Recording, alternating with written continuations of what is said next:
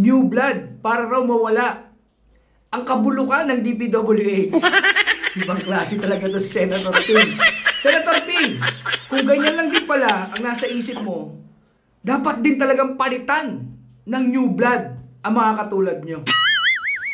Hanep, pag napalitan ba natin ng mga bago ang DPWH, mawawala na ang korupsyon? Hindi ba dapat ang unahin nating palitan ay ang mga mastermind na politiko? Kailan mo sasabihin yung 67 na mga politician regarding dito sa mga proyektong multo? Yan ang hirap sa atin.